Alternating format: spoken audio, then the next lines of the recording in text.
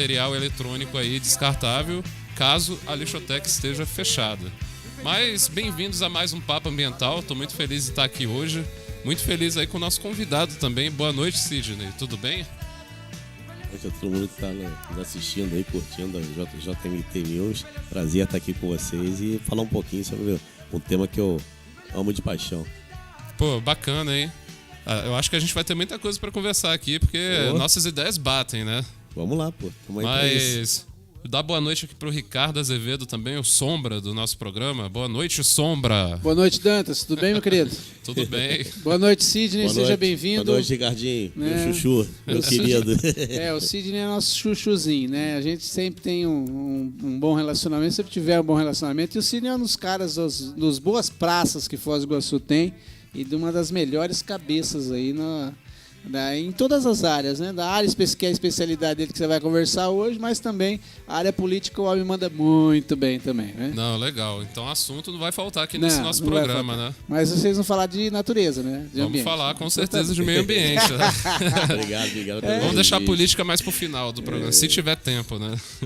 Na verdade, a política ela é necessária, né? Principalmente dentro da discussão ambiental.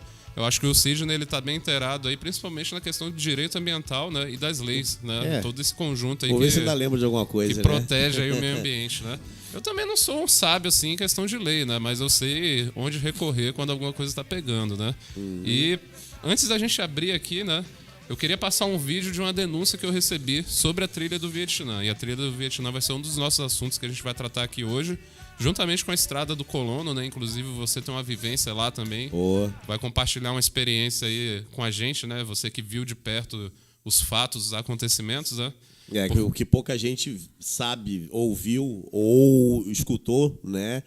Da Estrada do Colono, porque tem algumas coisinhas por trás de todos os fatos que aconteceram lá e, né, não é todo mundo que lembra ou que sabe que isso aconteceu. Mas de tempos em tempos esse assunto retorna, né? E fica aí sendo comentado pela sociedade. Eu tenho a impressão de que a sociedade em geral ela é a favor da abertura da Estrada do Colono, né? Quando chegar na hora eu explico. Quase que unânime, né? Essa opinião aí quando eu converso com as pessoas, sabe? Eu tenho essa percepção. Quando chegar na hora eu explico. Mas vamos ver um vídeo que me enviaram ontem de um flagrante lá na trilha do Vietnã que eu vou amanhã já investigar isso, né? Porque não é possível que isso esteja acontecendo outra vez nesse local.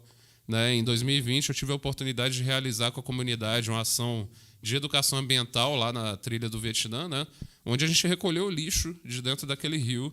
E nessa época já tinha uma manilha estourada, né? Uma caixa de esgoto ali que estava estourada e lançando esses dejetos para dentro do rio.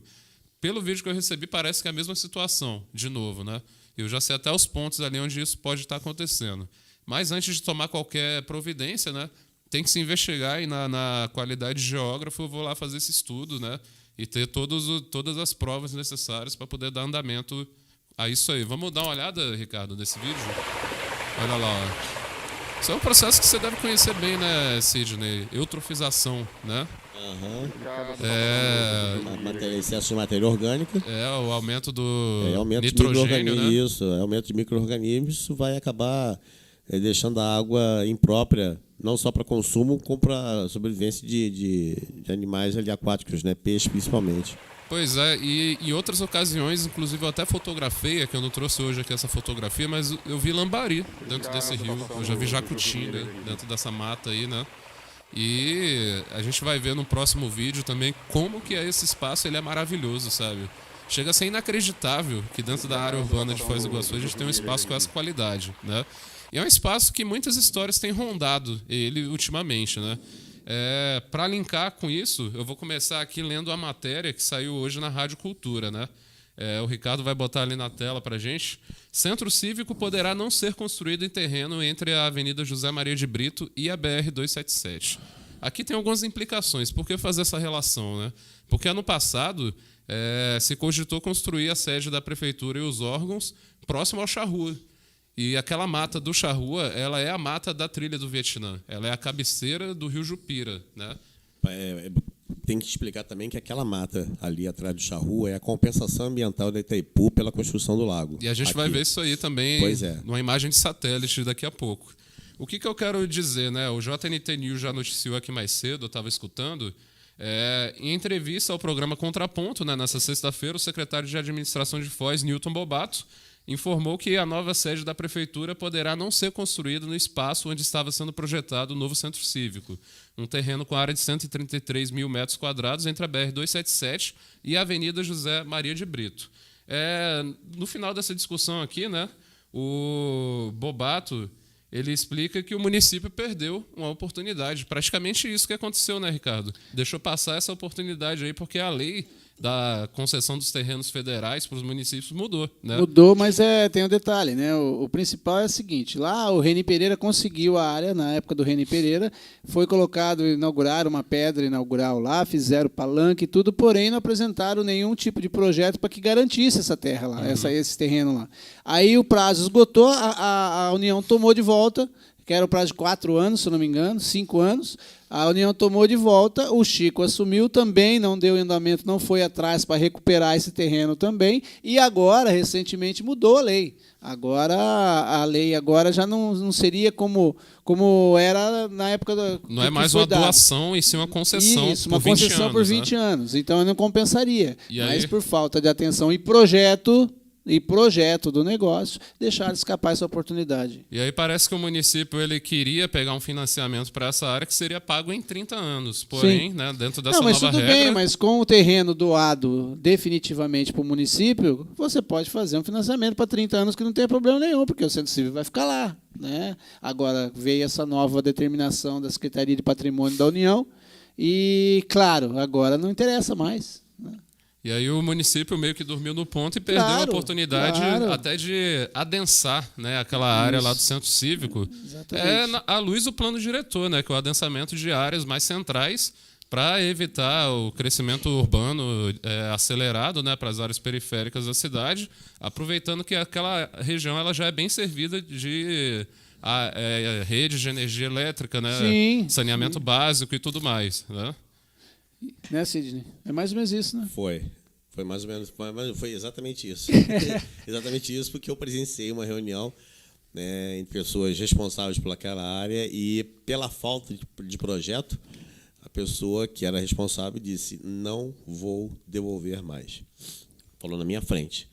E eu falei: cara, não é possível que tenham perdido uma área daquele tamanho por falta de projeto, né? Será que não tem um arquiteto, um engenheiro, um projetista, alguém que possa fazer um projeto, só para apresentar um projeto? Sim, só para garantir a área, né? Só para garantir a área. E não fizeram. Sim, Aí... Até porque o projeto depois ele pode ser modificado, pode ser acrescentado. Sim, claro. E tal, mas o protocolo para se ter a terra, nem esse princípio não fizeram. Nem isso fizeram. Então perderam a oportunidade de ter um centro cívico que é igual ao Curitiba, por exemplo. E aí o município ele fica onerado, né? Porque as estruturas atuais públicas elas são alugadas. Exatamente. Né? Vai um peso para as finanças públicas. O que tem de prédio público próprio ali? A própria sede da prefeitura e a Câmara de Vereadores, né? E o restante, os satélites, né, da prefeitura, tudo em prédio alugado, tudo né? Prédio alugado. Infelizmente, né? Estamos assistindo isso aí na atualidade. Mas por que eu estou levantando essa questão? Porque uma notícia assim, do site Cabeça News trouxe, né, ano passado, em 2021, a notícia de que o centro cívico poderia ser construído nessa área de mata lá da Vila A, né? Essa notícia ela diz bem assim: novo centro cívico de Foz será construído nas proximidades do CTG Charrua, né? O assessor especial da Direção-Geral da Itaipu, Coronel Áureo Ferreira, confirmou na quinta-feira, 7 de janeiro de 2021, que o novo centro cívico será construído ao lado do CTG Charrua, entre as avenidas Paraná, Araucária e Garibaldi. Me diz uma coisa, Sidney, você vê assim possibilidade dessa área, que é puramente residencial, receber prédios públicos de grande movimento? Já não é mais uma área puramente residencial. Quem mora aqui já viu que há construções ali, há edificações que comércio puro, né, e já deixou de ter aquele aspecto puramente residencial. O problema é que a área onde querem construir é uma área de compensação ambiental. E aí eu não sei como é que estão as negociações entre a prefeitura e a Itaipu porque se você tem aquela área de compensação, você vai ter que ter outra. E eu não sei qual vai ser essa outra. Né? Tem que oferecer uma outra área para fazer a compensação ambiental. E não é uma área pequena. A gente sabe que é uma área bem extensa. E sensível, né? Bem também. sensível também. Então, se você tirar a compensação ambiental dali, você vai colocar aonde? Né? Tem que ter essa conversa. Enquanto não tiver essa conversa, acredito que não saia nada. O que a gente tem assistido no município é mais a derrubada do que a compensação, né? Tanto lá na obra da Perimetral Leste, que a gente tem visto, é uma obra necessária, né? Mas que tem seus... Como é que eu posso dizer assim? Seus efeitos colaterais, né? Porque nada do aspecto humano que se faça vai deixar de impactar negativamente no meio ambiente, né? E também a questão do Bosque dos Macacos, né? Que eu já trouxe aqui no programa, já levei lá na Câmara também, né? E de que não está se cumprindo ali o plano municipal de Mata Atlântica, né? A construção da perimetral, aliás, não só a perimetral, como também a segunda ponte, tem que ter um estudo de impacto ambiental, né, feito previamente, junto com o relatório de impacto sobre o meio ambiente, o EIA-RIMA, né, e ele tem que existir. Sem isso, a obra não vai sair. Nenhuma das duas. Não vai sair. E então, se tem obra é porque existe isso, se existe né? a obra, porque teve o estudo, tem o relatório e, consequentemente, tem a compensação ambiental. Isso aí é uma certeza. Não tem como. Já dos bosques macacos, eu confesso que não estou muito inteirado a respeito do assunto, mas eu sei que tem um dilema ali muito grande. É um grande dilema ali, né? Agora, falando dessa área da trilha do Vietnã, né, eu fico muito preocupado assim, da cidade deixar passar uma oportunidade da gente ter um dos possíveis parques urbanos aqui dentro, né? Esse parque urbano, no caso, ele estaria ali na região norte da Vila A, mas a gente tem também a Mata do Batalhão, né? A mata ali do Jardim América e outros fragmentos de mata que podem ser muito bem utilizados pela população caso haja uma estrutura correta, né, para fazer esse uso. Bom, o Vietnã, acho que todas as duas áreas que você mencionou, do Batalhão e do Vietnã, acredito que sejam áreas federais. Por isso que o município ainda não pode atuar. Deveria ter, antes de mais nada, uma conversa, né, para que haja uma concessão que o município possa usufruir daquele espaço. E na Mata do Batalhão, por exemplo, eles desenvolvem atividades de treinamento, né, atividades militares ali dentro. Então, acho que fica praticamente inviável qualquer outro tipo de atividade ali, né, na Mata do Batalhão. Esse, para mim, é o que eu creio, né, é o maior empecilho dessas duas áreas. Enquanto tiver batalhão ainda no centro da cidade, né? Enquanto tiver batalhão no centro da cidade. Que, na minha opinião, é uma conversa que a cidade deveria ter, né? Uma cidade que se projeta para o futuro e pensa em evoluir, né? Ela já veio várias vezes, mas parece que o Exército não quer sair dali, não, né?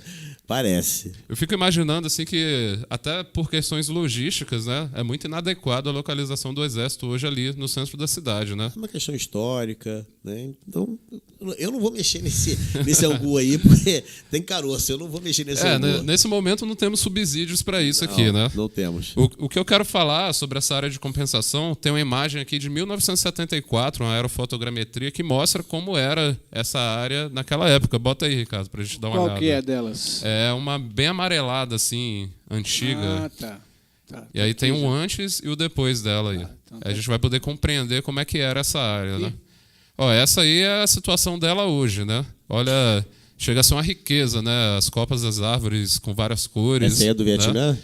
Essa olhando ela desde o Jardim Jupira, eu coloquei o drone lá mais ou menos naquela posição, né? Olhando em direção ao leste. Então a gente vê ali a BR-277. Indo para Cascavel. Indo para Cascavel. Ali é a Avenida Araucária, né? A primeira avenida ali da Vila A, lá embaixo o Mercado Municipal.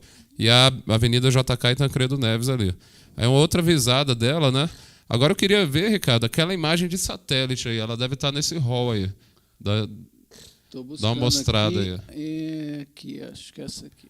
Olha aí como era, né? Só dá para ver a mata ciliar do rio naquela época, né? O que tinha ali era bastante pasto.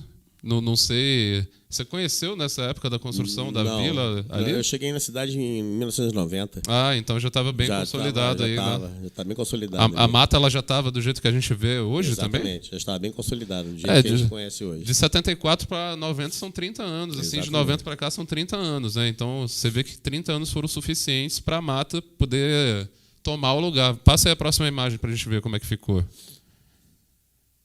É uma imagem de satélite que faz uma comparação com aquela lá. Essa aqui. Olha aí, a Avenida Paraná ali, as avenidas principais da cidade, né? E essa mata, ela faz um papel importante, né? Que é da manutenção da própria água dentro do Rio Jupira, né? Inclusive. E como é uma área de compensação, ela tem além da manutenção do rio, tem um sentido de oxigenar, né, de dar aquela pureza no ar, de dar aquela... Então compensa também outros aspectos. Hoje a gente tem uma vantagem de que foi construída uma pista de caminhada em volta dessa área, né? Sim. Então virou um lugar muito agradável para a gente poder exercitar, Exatamente. né? Você vê que quando o poder público, nesse caso a nível federal, né, ele pensa mais na população, consegue equilibrar as coisas, né? Com certeza. Então está promovendo aí a saúde e o meio ambiente ao mesmo tempo, né? Lá mais na frente a gente vai mostrar que o desenvolvimento sustentável se funda em 3 pilares, né? O econômico, social e o ambiental. Então você tem que cuidar dos três pilares para que tenha um desenvolvimento sustentável. A parte social não pode ficar de fora. Legal, muito bem lembrado aí, porque o grande paradigma desse século aqui é a sustentabilidade, né? Exatamente. E isso envolve política pública, né? Envolve leis, né? Envolve a própria educação ambiental e a cultura de uma forma geral, né? Exatamente. Ô Ricardo, mas para a gente pular o assunto para outro que não é tão menos importante que esse, vamos ver aquele vídeo lá de como é a trilha do Vietnã em condições normais, para a gente poder observar a riqueza, né? Tem uma vertente da geomorfologia que se chama geoturismo, né? Ela também é explorada pelo setor do turismo, pelos turismólogos, né? Uhum. E essa área ela apresenta formações geológicas que são muito interessantes do ponto de vista do geoturismo, né? Que poderiam até incluir também o circuito turístico da cidade, se ela passasse a ser explorada assim como um trekking urbano, né? Uma trilha, um ecoturismo dentro da cidade, né? Aí já foge um pouquinho da minha alçada, que eu já não que é só para poder parte aí, trazer isso aqui para a gente, que eu lembrei desse assunto. Acho interessante. Porque quem olha a mata da trilha do Vietnã por fora não imagina que ali dentro você tem corredeiras, cascatas, né? Praticamente a formação de não é um canyon, né? Mas é um desnível muito alto. Eu confesso que não conheço toda a trilha. Eu fui um pedacinho, na época que eu era professor, levei alguns alunos do curso de farmácia para fazer coleta de material, né, para fazer esse cata, e eu não andei tudo, andei só um pedacinho. Eu não sei como é que é lá para dentro. Vamos dar uma olhadinha lá como que é esse lugar. Olha que maravilha. É dentro da trilha do Vietnã. Jura? Isso sim. Só uma riqueza sem valor, sabe? Sem preço. Não dá para precificar o que é essa água correndo em Foz do Iguaçu.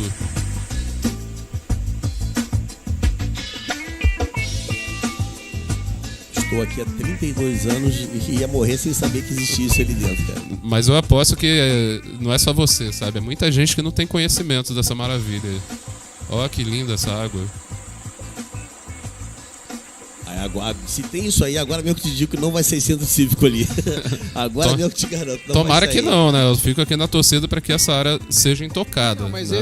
o centro cívico não é aí nessa área. Não, ela não é nessa área. É do outro lado da BR. Se cogita que ele vá para essa área. Ah, né? não, aí não. Aí não. Claro que isso tudo aí não vai sair mesmo, duvido. Olha que linda esse musgo, né? Olha o IP branco, o tamanhão dele.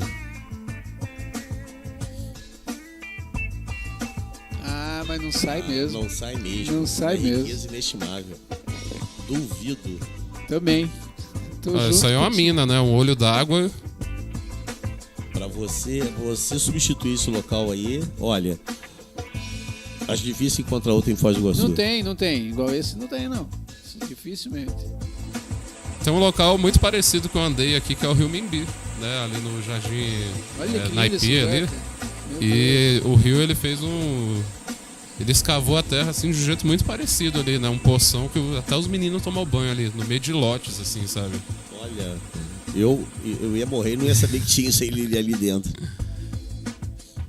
Que bom que você tá trazendo, né? Até para as pessoas conhecerem. Quem sabe a sua ideia aí de transformar isso em uma área de trekking, de caminhada, seja aceita, né? Para as pessoas até entenderem um pouco mais da questão ambiental e terem mais consciência da preservação. A gente pode dizer que ela já faz parte da cultura. Olha, infelizmente, tem as ligações de boca de lobo, né? Porque isso é padrão da engenharia, né? Você guiar todo o fluxo de água para os fundos de vale. Mas não está tendo esse controle aí de barrar, né, o material sólido. Então, lá no interior da mata, a gente está encontrando garrafa, plástico e lixo de tudo que é natureza, né? Com certeza isso aí vem tudo carreado pelo rio, né? Isso aí não é jogado ali. Não. Isso aí vem primeiro pelas galerias pluviais, né? Que não tem um preparo que essa área pede, né? Me impressiona até Foz do Iguaçu, que tem esse discurso ecológico, né? E vende as cataratas do Iguaçu como a maior joia da coroa aqui, não ter uma preparação em torno dessa área. Vila Ásia, ela é inteligente, a inteligência deveria começar de dentro do bueiro, né? Ter grades ali para segurar esse material. O trabalho que eu conheço, que é desenvolvido pela Secretaria de Meio Ambiente, tenta conscientizar o pessoal em relação a isso. Eu vejo várias ações desenvolvidas pela Secretaria, e são vários agentes ambientais. Tem uma professora que deu aula comigo na faculdade, a Rosania, né, trabalha muito essa parte. Ela já veio aqui no nosso programa falar da coleta seletiva, exatamente, que é o setor dela lá, né? Tem a Adriana Fuzetti, que também foi minha aluna, né, no curso de Tecnologia e Gestão Ambiental. Então, o pessoal se dedica muito nessa questão de preservação, de educação ambiental. Mas é aquela história, né? Você ensina, e tem gente que continua teimando e jogando lixo nos rios, nas margens. Aí depois que alaga tudo, a culpa é de quem? A culpa é do poder público. Mas, sempre, cara, né? Você já jogou sofá, já jogou carro, A gente joga carro na beira do rio. Fogão, sim, armário inteiro. Não tem onde jogar, vou jogar ali no rio. Aí quando enche, alaga tudo, aí já a culpa é de quem? A culpa é do poder público, não veio aqui limpar. Cara, você jogou ali, pô, presta atenção. E ultimamente eu tenho observado assim, muitas denúncias em relação a entulho, né? E o pessoal joga muito entulho, parece que é uma cultura já da nossa cidade, infelizmente. Né? Poxa, você tem que vir trabalhando isso desde criança. Uma vez eu tive uma discussão com um deputado federal, eu não lembro o nome dele agora, era alguma coisa de jardim. E a lei de educação ambiental diz que você tem que ter a disciplina de educação ambiental nos cursos de pós-graduação, isso como grade curricular, tá? Nos outros pode ser matéria, como é que chama? Temas que são inseridos. Transversais? Transversais, obrigado. Transversais. Temas transversais. E eu falei que não. Achava aquilo um absurdo. Sempre tive essa discussão, inclusive tinha essa discussão com a Rosani, né? E ela dizia que não. Eu falei, tem que ter sim. E quando a gente dava aula, a gente brincava um com o outro. Ela dava aula no primeiro período e eu dava aula no sétimo. E no final das contas eu mostrava por que para mim tinha que ter desde o começo, com crianças, né? E eu falei assim, mais uma turma que eu conquistei, viu, Rosani? E todo mundo concorda comigo. Ela ficava brava. Brava no sentido da brincadeira, né? Por quê? A conscientização, o trabalho tem que ser feito de base. Para que você venha desde criança com aquele costume. Formar um cidadão com consciência ambiental. Exatamente, com consciência ambiental. Se você deixa o galho que já está torto, para você desentortar o galho, é mais difícil. Então, você desde lá de baixo... E você acha que criança não transforma, adulto transforma, com certeza. E muita coisa. Quando a criança fala, o adulto trava e vai dizer que não. Vai dar mau exemplo. Você já está dando mau exemplo. A criança te corrige se você vai insistir no mau exemplo. Só se for uma topeira, né? Então, eu sempre achei que tinha que vir desde a base para que a criança fosse formando aquela consciência. Porque temas transversais, Dantas e Ricardo, nem todos os professores estão preparados para falar daquele tema. Então, o professor de português não tem a formação na área ambiental para falar do problema. Imagina um de matemática, de matemática também não, né? Porque a vivência dele não é essa. Então, quando você tem uma disciplina específica para tratar de temas ambientais, você acaba incutindo na mente das crianças que aquele tema é importante, para que lá na frente ele preserve, ele conserve, ele planeje em cima dessas questões, que já estão sedimentadas arraigadas no seu ensino. E o que é principal, né? Ensine seus filhos também, né? Exatamente. Então é aquela história, que filhos que eu vou deixar como é que é? Que mundo que eu vou deixar para os meus filhos? Eu falei, não, tem que ser que filhos que eu vou deixar para o mundo. Exatamente. Os meus filhos têm que estar preparados para encarar um mundo diferente. Eles vão... o mundo vai ser deles, não vai ser meu. Eu um dia vou embora e eles vão ficar aqui. Assim como os seus, do Ricardo, e depois os nossos netos. Eles que vão herdar o mundo. Então, eles têm que mudar essa concepção, né, que a gente traz lá de trás. Eu lembro que uma vez, eu falava isso quando eu tinha meu programa, que tinha uma propaganda, passava, não sei se passava aqui, mas no Rio passava muito. Que passava um camarada, vinha com um montão de entulho e jogava no rio. Ele vinha num deck, né, um trapiche, pum, jogava no rio. Daqui a pouco o rio mesmo, levantava aquela onda, passava aqui, pegava todo aquele lixo, pum, jogava em cima do cara de novo. Dele. É mais ou menos isso. A natureza vai te devolver, cara, de um jeito ou de outro. Né? As pessoas não entendem. Você quer ver um exemplo? Rapidinho. Balneário Camboriú.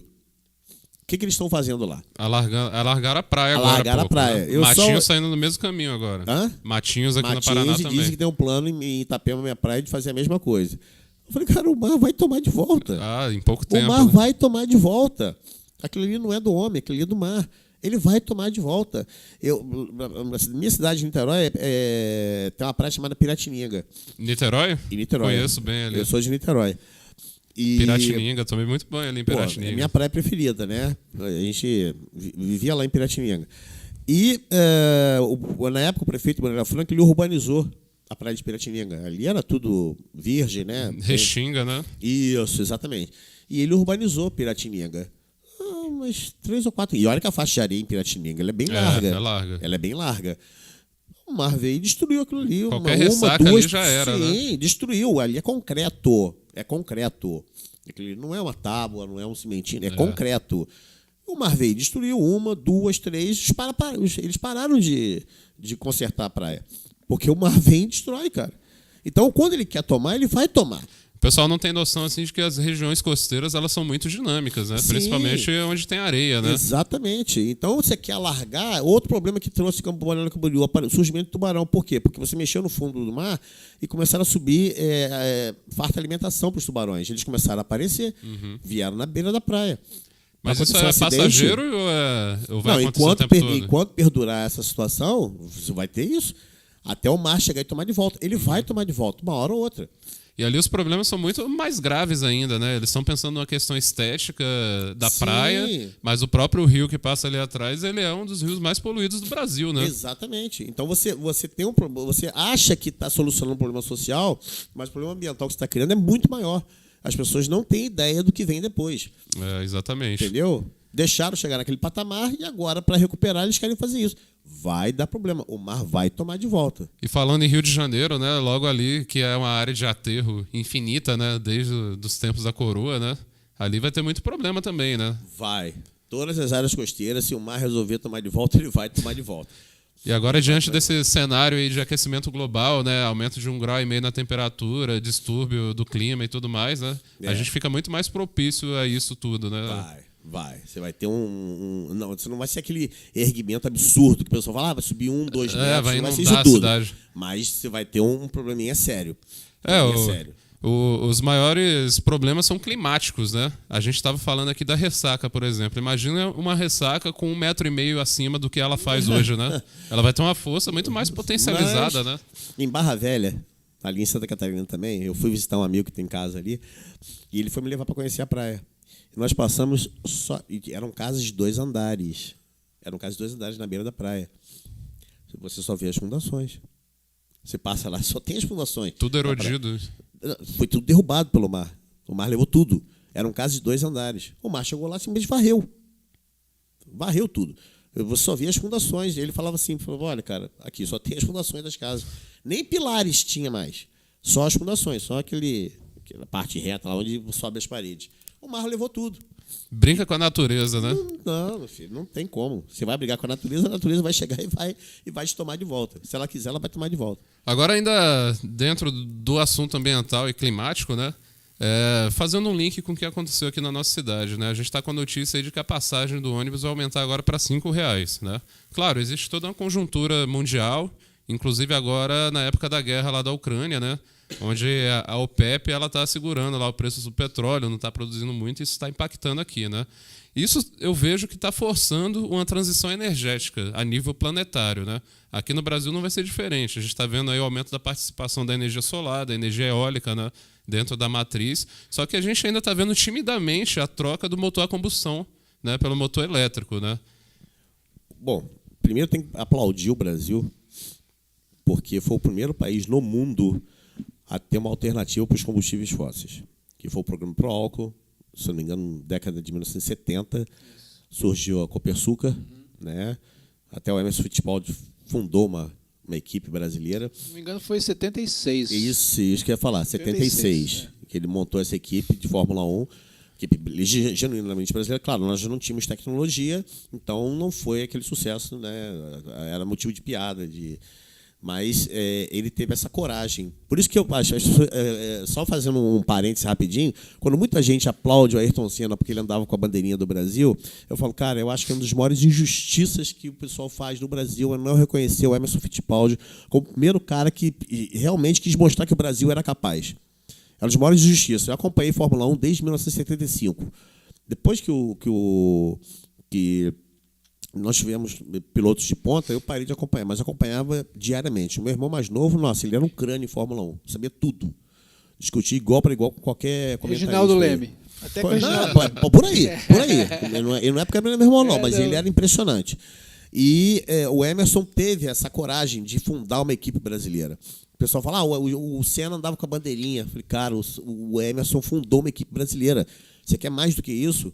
Mostrar que o Brasil era capaz de ter uma equipe de Fórmula 1 genuinamente brasileira e expondo o programa brasileiro de etanol, né, que é o etanol de primeira geração, ainda da cana-de-açúcar, e depois foi copiado pelos Estados Unidos, mas etanol de milho. Não é a mesma coisa. Tá? Não é a mesma coisa. Mas o Brasil tem que ser aplaudido por ter sido o primeiro país no mundo a buscar uma alternativa para o combustível fóssil. E hoje o etanol está muito mais barato que o combustível. Abasteci hoje. Né? Abasteci hoje. Deu R$4 e... Acho 65, 66, por aí. Eu ia falar, R$4,70 o litro. Tá mais ou menos isso. Daqui a pouco vai estar mais viável abastecer com álcool, não, né? Já está mais viável. Tem aquela questão do cálculo, né? Tem que fazer o cálculo ainda, se compensa ou não, mas... Olha, ainda assim, pelo preço, né? Eu abasteço sempre álcool. Eu abasteço sempre etanol. Num carro que tem uma potência baixa, digamos assim, o álcool é muito mais vantajoso do que a gasolina. Porque é bem mais barato, vai dar R$1 e quase R$2 de diferença, né? Acho que até mais. Tá R$6,70 a gasolina? Não, o álcool tá R$4,60. R$2. É R$2. Não, R$2. Compensa, irmão. Muita coisa. Ainda bem que o mercado tá cheio de modelo flex aí, né? O pessoal que tem carro flex ainda tá na vantagem, né? E vai chegar o carro elétrico em breve. Pode ser que o Brasil também é pioneiro nisso. Sim, a Gurgel, né? Uma Gurgel. Muito antes do Tesla fazer... Da Tesla, né? Perdão. Da Tesla fazer, o Brasil tinha o Gurgel, que tentou o carro Itaipu, elétrico. né? Obviamente que não foi para frente, porque não tínhamos tecnologia, mas ele também foi um empreendedor, foi um inovador. É muito bacana, né? O legado que o Gurgel deixou para o Brasil, né? Sim, ele foi também um empreendedor, né? E as pessoas acabaram esquecendo disso. Mas o Brasil também foi o primeiro a tentar fazer isso. Ô Sidney, dentro dessa questão do transporte público, por que eu estou falando isso aqui? Para levantar algumas outras questões também, né? Primeiro, a municipalização do transporte, né? O município ele tem a prerrogativa de explorar o próprio transporte público, né? Por que eu falo isso? Porque Matinhos, ela agora está com transporte público gratuito. Bota aí uma imagem aí para ver se a gente reconhece esses ônibus. Se não me engano, também está.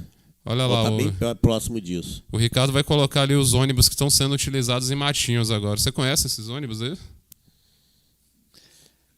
Nem pintaram, cara. Só acrescentaram uma folhona nele ali do lado, a barra embaixo. Esses ônibus não circulavam em Foz? Circulavam. Guri esperto esse Sidney.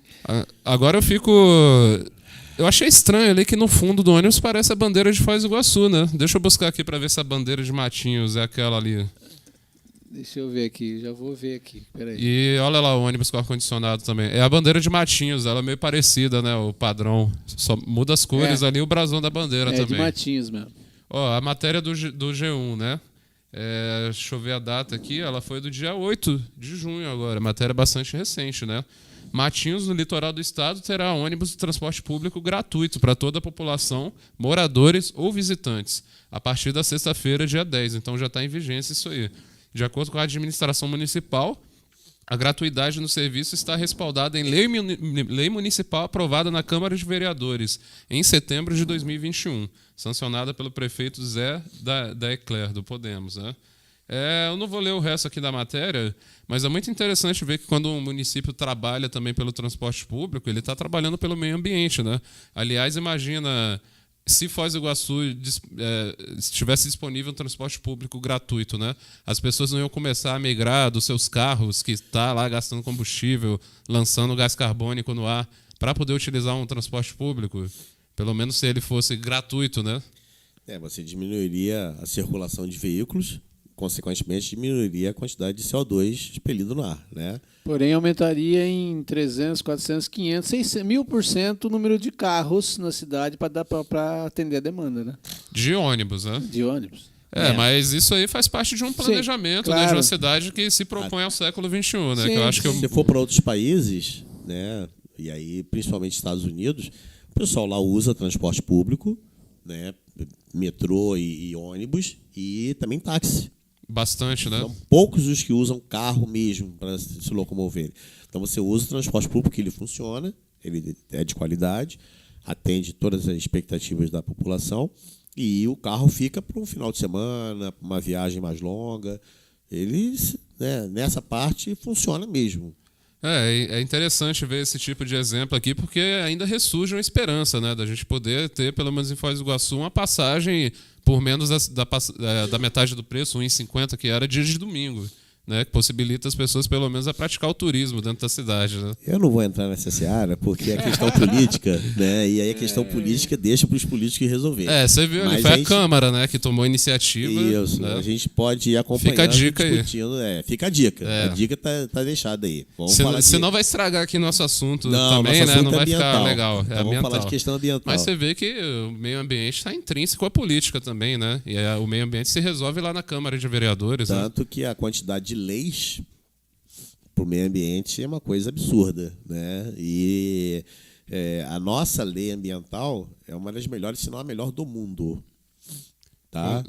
É a melhor do mundo, em questão de proteção ambiental, é a melhor do mundo. Por mais que as pessoas falem contra, a nossa lei é a melhor do mundo.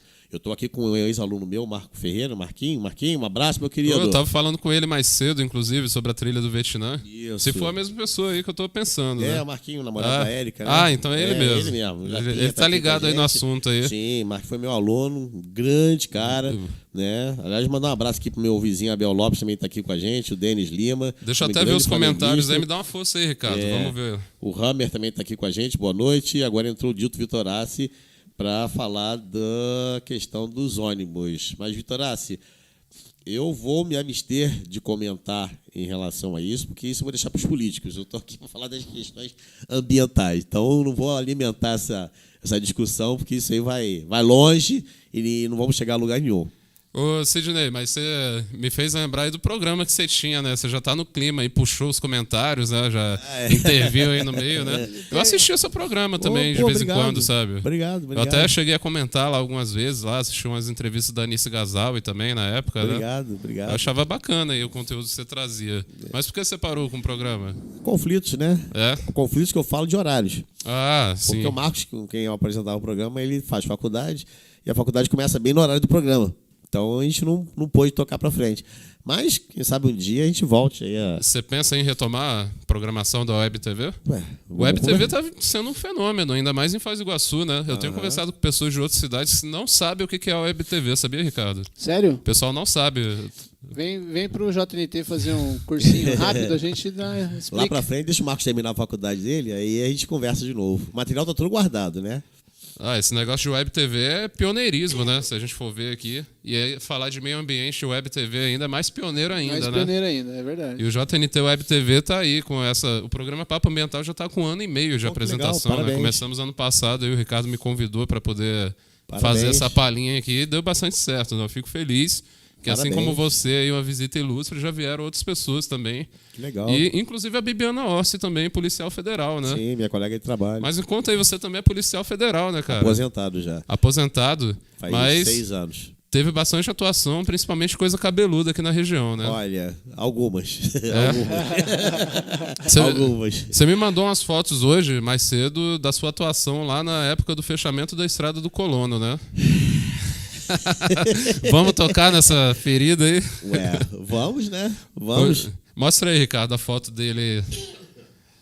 Nessa foto aí, essa é uma parte da nossa equipe. Nossa equipe era de 10 agentes, né? Eram 300 homens, então eram 30 equipes de 10 agentes. Aí ali da esquerda para a direita, o falecido Coutinho, que infelizmente veio a óbito um ano retrasado, assassinado lá na Vila A. Do lado dele está o pai Álvaro. Ah, foi ele, então? Foi ele, que levou Nossa, eu lembro disso, eu lembro foi disso ele, aí. infelizmente. Um grande cara, inclusive fazíamos aniversário no mesmo dia, eu e ele, 14 de abril. Então o Coutinho, depois vem o Álvaro, a gente chama até hoje pai Álvaro de Ogum, né? O Isaac, que hoje é juiz federal, está lá no Piauí. Aquele de bonezinho ali no meio, sabe quem é? É japonês. É? É o japonês Ele da Federal. o japonês da Federal, Ele, o Tá Nilton, bem trabalhava- novinho ali. trabalhava aqui com a gente. Lá atrás está o Miranda, um grande irmão que veio da academia para cá comigo. Aliás, foi ele que insistiu para eu vir para Foz do Iguaçu, para vir com ele. Né? E eu tô aqui na extrema-direita, segurando a metralhadora. É o ponta direita da equipe. Essa foto aí, e aquela foto foi na Estrada do Colono, né? A primeira aí, lá? A primeira foi na Estrada do Colono, Essa aí já foi em Juína, lá no Mato Grosso. Ah, eu já ia dizer Mato Grosso, né? Tá com cara de Mato Uma Grosso. operação que nós fomos para combater o desmatamento ilegal lá. Essa outra aí também, na Estrada do Colono, foi logo assim que nós chegamos na estrada. Né? Atrás de mim, só tá parecendo o tampo da cabeça dele, uma cabecinha branca. Deixa eu ver, lá atrás, de costas para a foto, é o Dr. Borges, ele que coordenou essa operação. 300 homens. É um cara para quem eu tiro o chapéu. Viu? O delegado Antônio Borges Filho é um camarada para quem eu tiro o chapéu. Aí eu te pergunto, assim, na sua experiência, né, inclusive na sua vivência, qual que é a sua opinião em relação ao fechamento da Estrada do Colono? Me colocou numa... Porque o que acontece? Eu tenho tratado desse assunto aqui mais de um ponto de vista de um estudante, porque eu não vivi isso, né? Não é da minha época, da minha vivência, mas eu tenho buscado entender esse assunto e discutir na transversalidade, né? A gente estava falando aqui com pessoas de várias áreas, porque é que nem eu te falei no início do programa, né? Parece que é unânime na população que todo mundo quer que reabra a Estrada do Colono, mas isso tem muitas implicações, né? Que vem desde o Congresso Nacional até as leis ambientais que a gente estava falando. Mandar um beijo aqui para Érica Bonfim, namorada do Marcos, também está assistindo aqui com a gente. Érica, um beijão, obrigado. Opa, pessoal, obrigado aí pela companhia aí do Papo Ambiental. Fico feliz que vocês gostam aí do programa, estão acompanhando aí. Que legal. Ô, Dantas, para falarmos da Estrada do Colono, temos que observar 5 aspectos. O primeiro é o histórico, o segundo é o ambiental, o terceiro é o social, o quarto é o econômico e o quinto, que para mim é o mais importante de todos, e depois eu explico por quê, é o jurídico. É o mais importante de todos. E muita gente não está prestando atenção nesse ponto. A maioria só olha para a parte social e econômica e se esquece que tem o jurídico. Tá? Bom, historicamente, a Estrada do Colono, se não me engano, foi aberta em 1936, é isso, Ricardinho? Se você puder consultar aí para a gente. Vou consultar aqui. Acho que é de 36, e o Parque Nacional foi criado em 1939. E por ali passaram várias pessoas que colonizaram aqui o oeste do Paraná, Mato Grosso do Sul, e por aí vai. E em 1939 surgiu o Parque Nacional do Iguaçu, mas as pessoas continuaram passando por ali, parece que a Coluna Prestes passou por ali também, e as pessoas transitavam pela Estrada do Colono.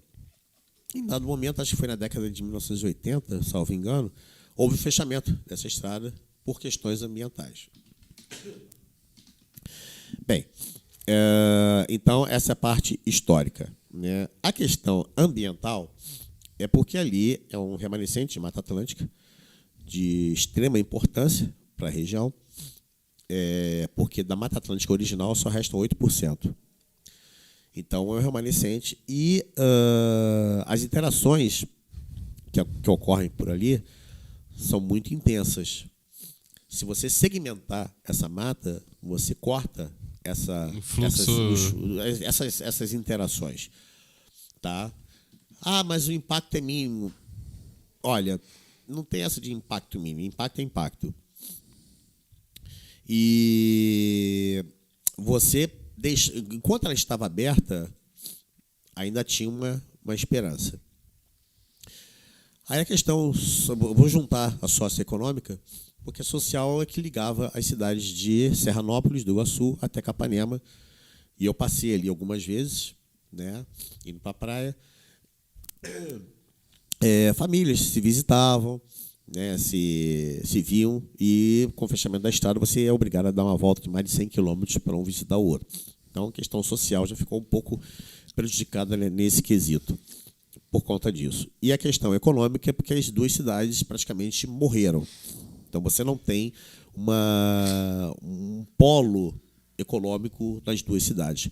Capanema talvez tenha um pouco mais de sucesso, dinâmica, né? de dinâmica, porque é bem maior que Serranópolis. Serranópolis ficou encravada lá no canto e Só tem relação com Medianeira ali, Medianeira, olha lá. olha lá, né? Capanema já é um pouco mais tem mais saídas, né? E a questão jurídica, que é a mais importante. Eu vejo essa discussão de que tem projeto de lei, tem projeto de lei. Só que existe uma decisão judicial. Eu não estou dizendo que está certo ou está errado. Tá? É uma análise, Então, né? É uma análise do que realmente aconteceu lá. Existe uma determinação judicial. E mesmo que haja um projeto de lei e dê todas as condições para que haja a abertura de uma estrada ou a construção de uma estrada, ela é elevada ou ela é por baixo, mesmo que haja um projeto de lei com todos os estudos, há uma determinação judicial do Tribunal Regional Federal da 4ª Região. E foi isso que ocasionou o fechamento da estrada. Então você vai ter que convencer a Justiça de que... E aí... Independente do projeto de lei lá, tanto do Assis do Couto quanto do Vermelho ser aprovado ou não, né? Qualquer um que for, mesmo que seja aprovado, eu não estou dizendo que o projeto está certo, que eu sou favorável ao projeto, que eu sou contra, nada disso. Eu estou fazendo análise do que realmente acontece. Existe uma determinação judicial do TRF4 determinando o fechamento daquela estrada. Então você vai ter que convencer a Justiça, porque o projeto passa, mas pode ter certeza, vão entrar organizações. Vai demorar anos ainda, né? O Ministério Público vai entrar com inconstitucionalidade do projeto, aí vem a pressão internacional. Então vai acontecer uma série de problemas para que seja reaberta essa estrada. Agora eu vou contar rapidamente a minha experiência lá, para que as pessoas entendam o que aconteceu de verdade naquele contexto. Salvo engano, foi meados de 97, houve uma passeata, uma manifestação popular lá em Medianeira, pedindo a reabertura da estrada. Eu li no jornal e não entendia nada, porque não sabia o que acontecia, e perguntei para pessoas de lá o que era aquilo. Aí me contaram assim por alto, o pessoal quer a reabertura da estrada, não sei o que e tal. Mas eles não me deram mais detalhes. Tá bom, deixei aquilo para lá. Quando foi acho que em dezembro de 97, no mesmo ano, o pessoal reabriu a estrada. Sim. Foi isso mesmo, né? 97, isso. De 97, né? Isso. Reabriu a estrada e tal. E eu estava de férias. Quando eu voltei, eu fui escalado para trabalhar na ponte que liga Capanema a Andresito, na Argentina. Então a gente tem que fazer migração e eu fui escalado para lá. Eu lembro que na época o doutor Eudes, que era o nosso delegado executivo, deu uma determinação. Eu fui com um colega, o Paulo de Tasso. Hoje ele está lá no Ceará. O apelido dele é PT, tá? Mas é PT porque é Paulo de Tasso, antes que alguém pense outra coisa. Então fomos eu e o PT. Eu falei, cara, eu vou com o meu carro. Até porque se fosse PT, você não seria seu amigo. Não, eu tenho amigos petistas. Tô zoando. Eu tenho muitos amigos petistas. Mas eu falei, PT, vai com a viatura, que é o extensivo, era um Gol, né? E eu vou com o meu carro. Eu tinha uma Paraty, verde musgo, mais escuro que essa parede. E eu vou com o meu carro. Porque se a gente quiser sair de noite, não vai sair de viatura, né? Vamos sair com o meu carro. Então, até o doutor Eudes falou, olha, vão por fora para evitar a problemática da estrada. Lá está tendo um conflito, só que ele também não deu maiores detalhes. Só disse isso. Tá bom. Viemos por fora, entramos ali, Santa Teresa, seguimos Capitão, e depois Realeza, e Planalto e Capanema. Chegamos, tomamos posse, assumimos o posto. E naquele mesmo dia, na segunda-feira, o Paulo Tasso virou para mim e falou assim, Neguinho, vamos conhecer a estrada? Cara, eu te juro pelos meus filhos, na maior inocência nós fomos. Nós não fomos lá para investigar, não fomos para fazer, nós fomos para conhecer a estrada, porque era uma curiosidade. E quando chegamos na beira do rio, onde passava a balsa, atracava a balsa, tinha uma menina, depois eu vim saber, o nome dela era Patrícia. Nós perguntamos, né, como é que fazemos para conhecer a estrada? Tem que pedir para o povo. Tá, mas tem alguém do povo que possa, né, dizer como é que a gente faz para conhecer? Não, é o povo. Mas aí ela estava fechada ainda? Não, a estrada estava aberta. Mas a gente queria passar, só para conhecer. A gente queria ir lá em Serranópolis e voltar. Mas aí já sabia que vocês eram policiais? Não, sabia, porque nós estávamos com a viatura. Tá. Mas a gente foi só para conhecer. A gente não foi para fazer levantamento, para fazer nada. A gente foi para conhecer. Era uma inocência mesmo nossa. Só que a gente não sabia que o clima estava naquele ponto. E ela falando que era o povo, e eu falei, mas tem que ter alguém do povo? Não, é o povo, é o povo, é o povo. Eu já estava me irritando, falei, cara, eu vou perder minha cabeça aqui com essa menina, pô. Aí veio um camarada, que depois ficou nosso amigo, o nome dele é Renato Carbone. Pensa num gauchão tradicional. Aquele gaúcho, né? Bicho parrudo. O dedo dele parecia um pé de mesa. O dedo da mão, né? Ele tava com uma cuia que não era cuia, era um balde. Eu lembro até hoje, um troço desse tamanho. Chinelo de dedo. E ele veio perguntar o que era. Eu falei, a gente quer conhecer a estrada. Aqui tem que pedir pro povo. Eu falei, mais um. Eu vou dar na orelha desse cara. Vou perder minha paciência com ele. Bom, para finalizar, ele falou assim, então tá bom. Faz o seguinte, vai um dos nossos com vocês. O nome do rapaz era Amarildo. Um rapaz moreninho, novinho ele. E vai uma viatura nossa com vocês. A viatura deles, eu lembro, era um Fusca cor de telha. Era um Fusquinha cor de telha. Era a viatura deles. E nós saímos para pegar uma balsa, fomos até Serranópolis. Nisso eles passaram um rádio, o pessoal de Serranópolis, dizendo que a Polícia Federal está indo aí. Beleza, quando nós chegamos em Serranópolis, eu olhei e vi um grupo de colonos. E eu vi que o clima não estava muito legal. Virei Paulo e falei assim, PT, vamos deixar as armas no carro. Mas neguinho não é perigoso? Falei, a gente não veio aqui para arrumar briga. A gente veio aqui para conversar com eles. Para conhecer, né? Então, a gente não veio aqui com animosidade alguma. A gente veio para conhecer de verdade. Deixa as armas na viatura. Cometemos essa loucura. Deixamos as armas na viatura e saímos. Eu lembro que tinha um banquinho, não era um banco, né? Era um troço mais ou menos 1 metro de comprimento, com uma tábua em cima. A tábua devia ter uns 15 centímetros de largura. Sentamos nós dois, eu aqui e o PT aqui. E em volta da gente, um monte de colono. E foi esse facão, machado. E eu olhei aquilo tudo e falei, eu vou virar bacon. Eu vou virar bacon, cara. Aí sentado aqui e os caras em volta. Só que, lógico, não era esse o intuito dos caras. E eles começaram a falar. Contar a história da estrada. Por que eles queriam a estrada aberta? E aquilo foi deixando a gente... Falei, cara, a história desses caras aqui é... Acho que a maioria não sabe. Eu lembro que no final, um deles virou para mim e falou assim, vocês que são letrados, falem por nós. Peçam por nós. Eu olhei para ele e falei assim, deixa comigo, eu vou falar por vocês. E voltamos. Aí na volta, falei, PT, a história é diferente. A história dos caras não é isso que o pessoal conta por aí, por fora. É diferente. Bom, passamos os dias, né, fomos conhecendo as pessoas. Eu lembro que na beira do rio tinha um restaurante que era da Sônia. Na época ela era casada com o Toninho. E num domingo, fiquei sentado ali na beira, o rio passando ali na frente. E as pessoas conversando, e veio um rapaz com uma planilha. Ele me mostrou essa planilha e falou assim, olha, passaram hoje, ele todo feliz, todo alegre, né? Olha, hoje passaram 640 carros num domingo. Eu falei, quanto vocês cobram aqui? R$5 cada carro. Na hora eu fiz as contas rapidinho e me deu uma luz, eu olhei assim e falei, e qual que é o custo operacional dessa balsa que vocês têm aí por mês? R$3.000. Vocês gastam isso por mês? Ele, sim, por mês nós gastamos R$3.000 na balsa. E num dia vocês ganharam R$3.200. Num dia. É.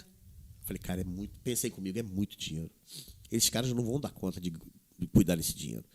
Aí virei para ele e falei assim, olha, não só para ele, para todo mundo que estava no restaurante. Falei, vou dar um conselho para vocês. Cuidem dessa estrada.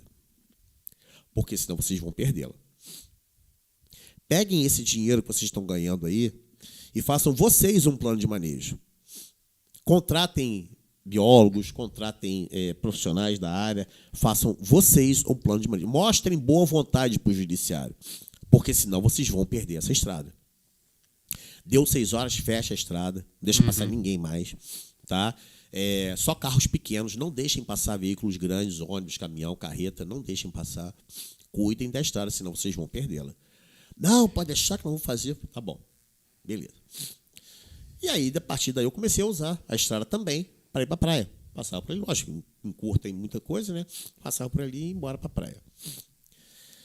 3 anos depois, em junho de 2001, veio a ordem. Veio a ordem e fomos em 300 homens para fechar aquela estrada. Deu um tumulto danado, uma confusão toda e tal.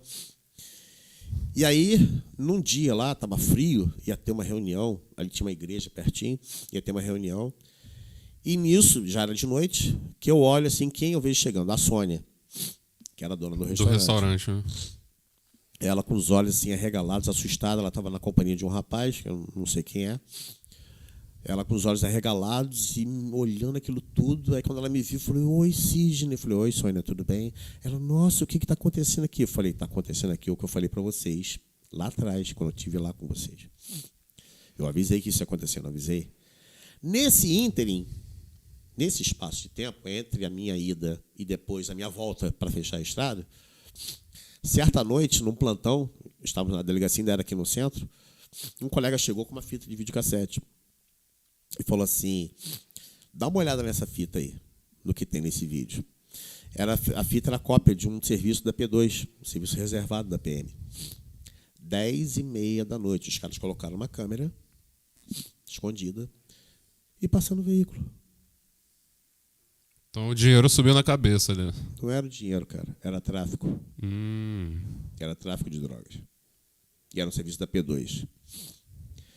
Aí, cara, aquilo me deu uma dor no coração. Eu falei tanto para os caras, tanto para eles não deixarem passar carro depois da meia-noite, depois das 6 horas da noite, cara. Falei tanto. E os caras passando o carro ali. E era o serviço da P2, da inteligência. E os caras passando tráfico de drogas ali. Rio de Janeiro. Eu falei, vamos perder a estrada. Eu, quando fui para a praia, comecei a olhar, aí via ônibus de excursão, via caminhão, carreta. Eu falei, eles vão perder a estrada. Vão perder a estrada. Dito certo. Mas, aí eu cheguei para a Sônia e falei, aconteceu o que eu falei para vocês que ia acontecer se vocês não fizessem isso. E vocês deixaram acontecer. E aconteceu. Pois é. Aí ela só olhou para mim e falou assim, hoje nós sabemos quem estava do nosso lado e quem não estava. Eu falei, então, minha filha, agora sim, eles vão arcar com um prejuízo. Agora não tem mais choro. E eu lembro que na época nós fomos, explodimos a balsa. Eu lembro do barulho da explosão, né? Um colega lá de Londrina, Walter Ney, ele fotografou, né? As retroescavadeiras que eu escoltei de Rio de Janeiro até lá, foram fazendo o trabalho, foram escavando todo o terreno, a parte da estrada e plantando mudas. Para fofar a terra. Para fofar a terra, porque era muito batida. Muito compactada, né? Bem compactada. E foi afofando a terra e foram plantando as mudas de árvores nativas. Eu falei, cara, vocês não vão ter mais essa estrada. E hoje a gente vê que o leito da estrada já está quase que totalmente encoberto pela vegetação, você né? quase não vê mais o leito da estrada. Já são 20 anos. É. Né? E eu soube lá depois que várias pessoas, eu não vou dizer de quem, porque eu não sei, mas disseram que políticos fizeram campanha política com aquele dinheiro, compraram imóveis, viajaram para o exterior, tudo com aquele dinheiro. Eu falei, cara, e vocês perderam a estrada. Vocês não seguiram o conselho que eu dei, que era fazer um plano de manejo. Uma coisa que é relativamente fácil, né? Sim, não era difícil de fazer. Mas os caras deixaram o dinheiro subir a cabeça. Então, eles perderam a estrada. Não foi só uma questão do IBAMA na época, né? Depois foi criado o Chico Mendes. Na época o IBAMA era o Júlio Gonchoroski, o chefe do IBAMA aqui em Foz. Não foi só uma questão dele. O povo deixou a estrada se perder por conta disso. A história não contada, né? A história não contada. Porque a gente não ouve essa versão. visão. Não vou sei. dizer versão, é visão, né? Porque visão, você viveu isso aí, porque né? eu estive lá. Experiência própria. Experiência própria. E depois de um tempo, teve uma discussão no Facebook e uma moça falou assim, não, eu estava lá, eu vi. Eu falei, eu também estava. E foi assim que aconteceu. Eu falei, ó, se você conheceu, pergunta para a Sônia, que tinha um restaurante na beira do rio ali, porque ela vai se lembrar do que eu falei na época lá no restaurante. Aí... Eu sou a Sônia. Calma. Era ela, cara. Olha só. Eu estava discutindo com ela no Facebook. Aí eu falei, então, aí ela falou assim, Sidney, eu sou a Sônia, que era a dona do restaurante. Aí ela lembrou. Aí eu falei, então você se lembra de mim, né? Do que eu falei, eu estou me lembrando de você. Realmente você falou isso. Eu falei, então pronto. Olha que coisa, né? Não vou falar mais nada.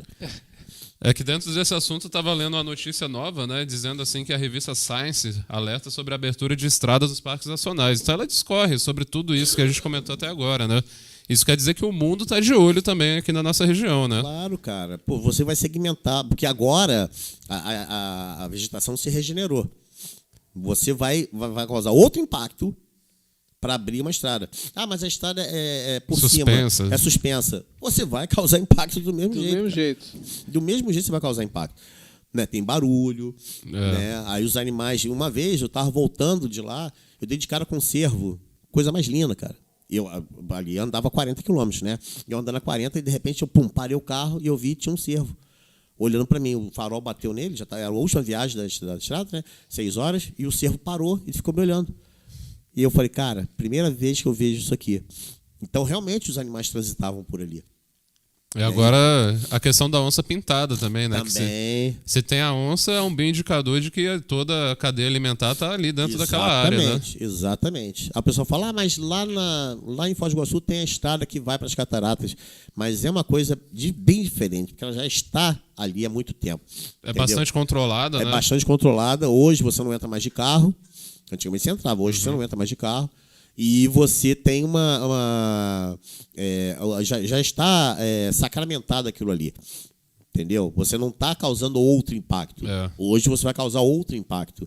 Então você vai ter que convencer o judiciário de que o seu projeto vai causar o mínimo possível de impacto, o que eu acho bastante improvável. Mas eu não estou dizendo que eu sou a favor ou contra. Eu estou dizendo o que eu acho que vai acontecer. Seja para bem, seja para mal, né? Tomara que olhem com bastante carinho para esse assunto, né? Exatamente. A gente entende a necessidade das populações. O clamor social, né? E tudo mais. Isso, a gente entende tudo isso e tal. Mas o problema jurídico, eu acho que vai ser o principal entrave. É a minha opinião. Isso aí eu não tinha me ligado ainda, exatamente, né? Que poderia ter esse ninguém problema. Se liga. Não, mas muito interessante sua elucidação, né? Ninguém se liga na questão jurídica. Você vai ter que convencer a justiça, porque vem as ONGs, vem o Ministério Público Federal, entendeu? Vai martelar pesado em cima disso, vai dizer dos impactos ambientais, da repercussão internacional, de outras coisas que Perdeu o título da Unesco, Perdeu o título da Unesco, exatamente, das implicações que isso pode acarretar. Então, a questão jurídica vai ser uma das mais pesadas que o pessoal vai encontrar para poder reabrir essa estrada. Esse é o meu ponto de vista.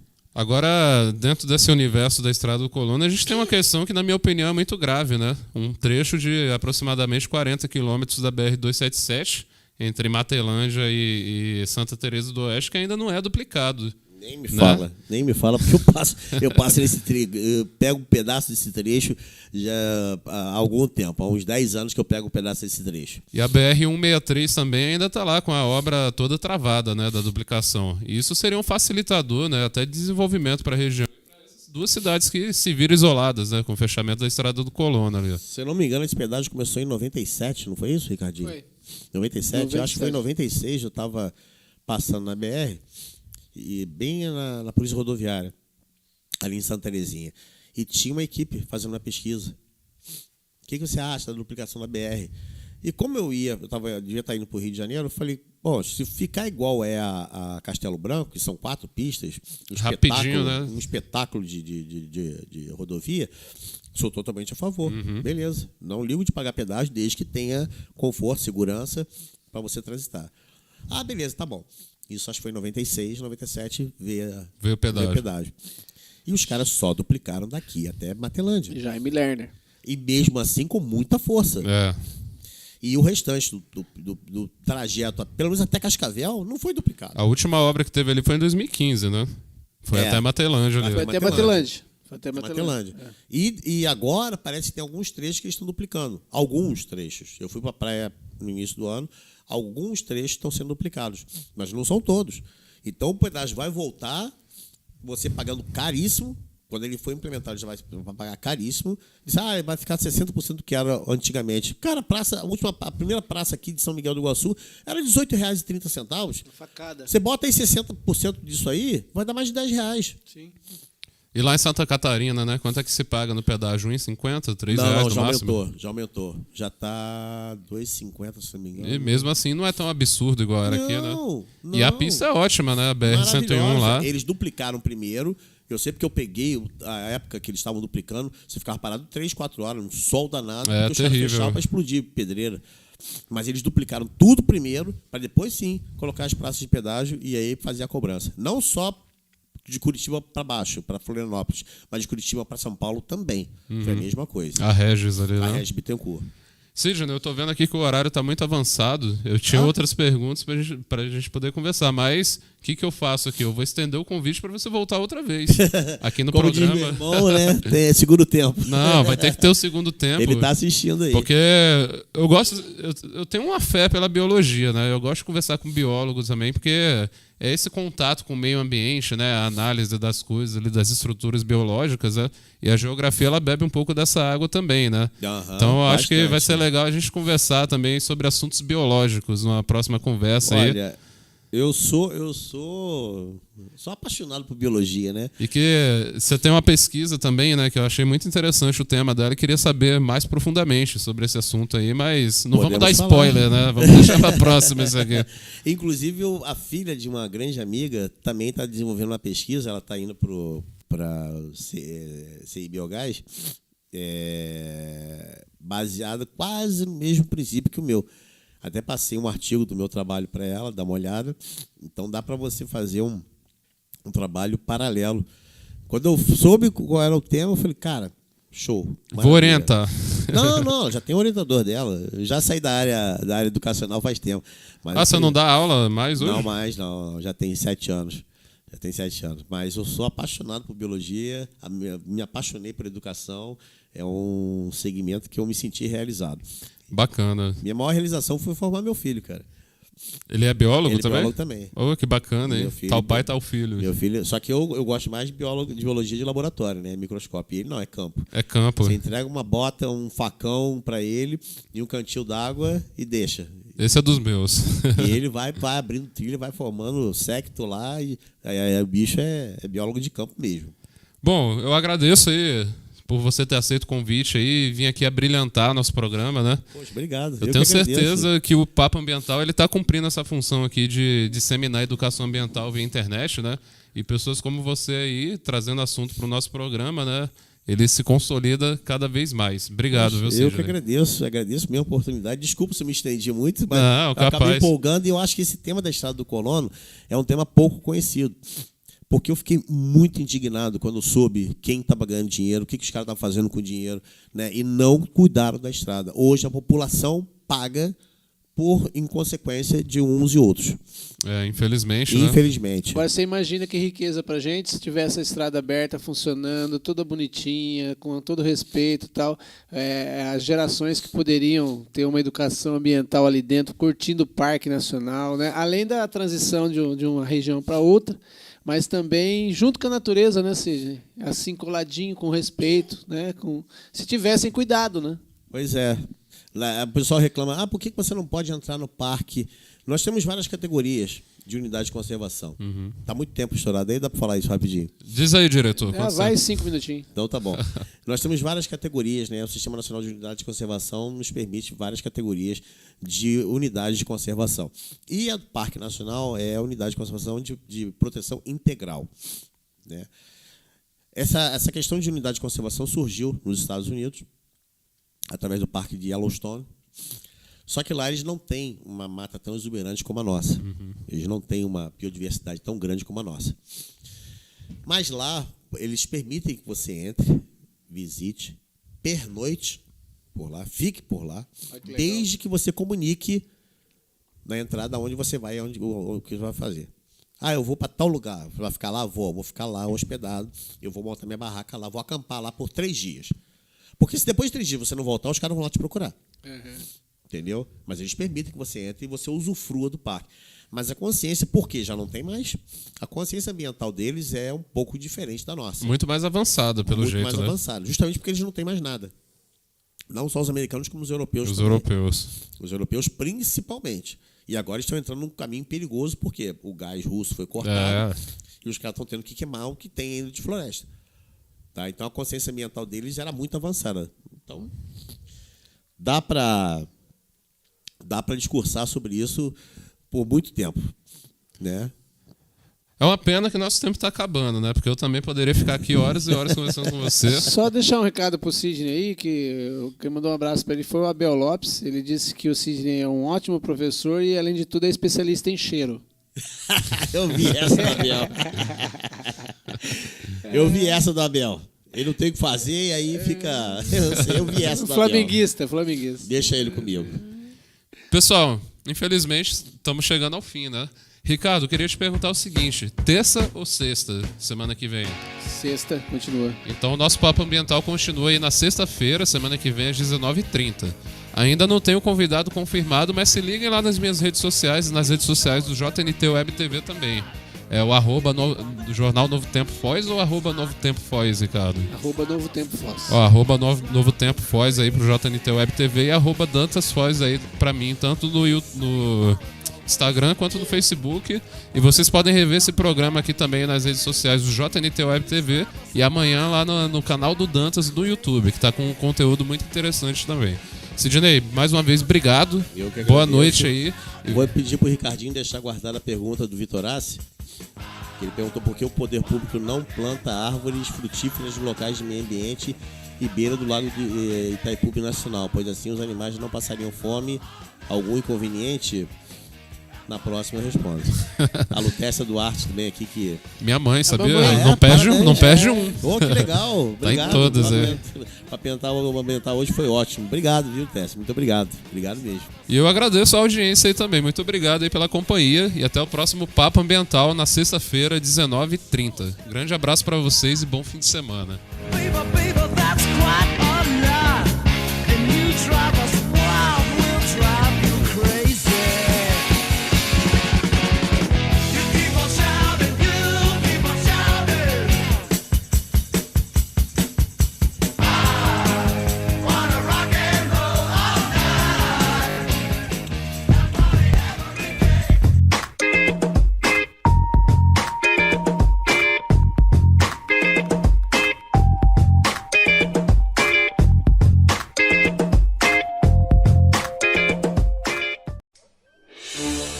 O mundo está em uma constante transformação. Que cidade é essa? O homem evolui, a natureza se... Mesmo tão abandonada, consegue arrebatar o coração da gente com tanta magia e beleza.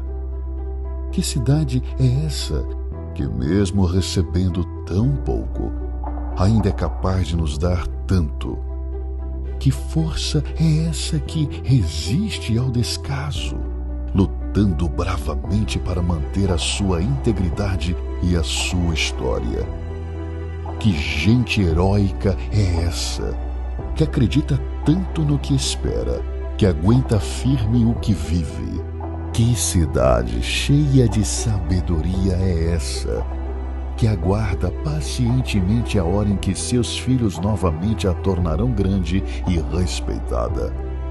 Essa é a nossa cidade. Essa é Foz do Iguaçu. Chegou a hora de dar de volta a força, o respeito e o carinho que nossa cidade merece. Chegou a hora de cada um de nós defender Foz do Iguaçu.